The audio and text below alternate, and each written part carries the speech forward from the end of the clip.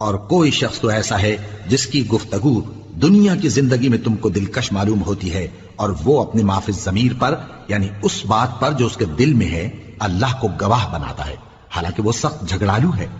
اور جب پیٹ پھیر کر چلا جاتا ہے تو زمین میں دوڑتا پھرتا ہے تاکہ اس میں فتنہ انگیزی کرے اور کھیتی کو برباد اور انسانوں اور حیوانوں کی نسل کو نابود کر دے، اور اللہ فتنہ انگیزی کو پسند نہیں کرتا۔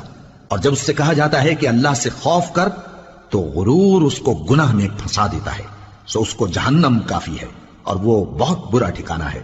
اور کوئی شخص ایسا ہے کہ اللہ کی خوشنودی حاصل کرنے کے لیے اپنی جان بیچ ڈالتا ہے، اور اللہ بندوں پر بہت مہربان ہے۔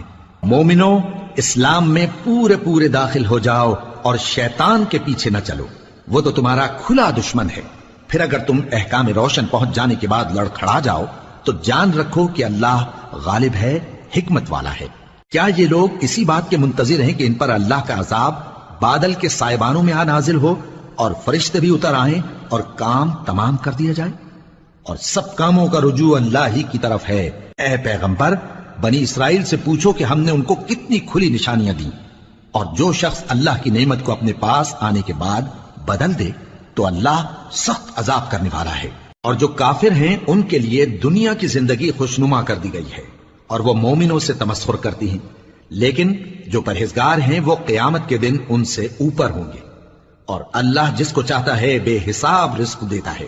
پہلے تو سب لوگوں کا ایک ہی مذہب تھا، لیکن وہ آپس میں اختلاف کرنے لگے تو اللہ نے ان کی طرف بشارت دینے والے اور ڈر سنانے والے پیغمبر بھیجے اور ان پر سچائی کے ساتھ کتابیں نازل کی تاکہ جن امور میں لوگ اختلاف کرتے تھے ان کا ان میں فیصلہ کر دے۔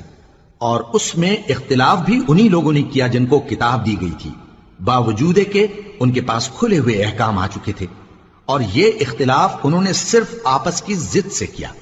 تو جس امر حق میں وہ اختلاف کرتے تھے اللہ نے اپنی مہربانی سے مومنوں کو اس کی راہ دکھا دی، اور اللہ جس کو چاہتا ہے سیدھا راستہ دکھا دیتا ہے۔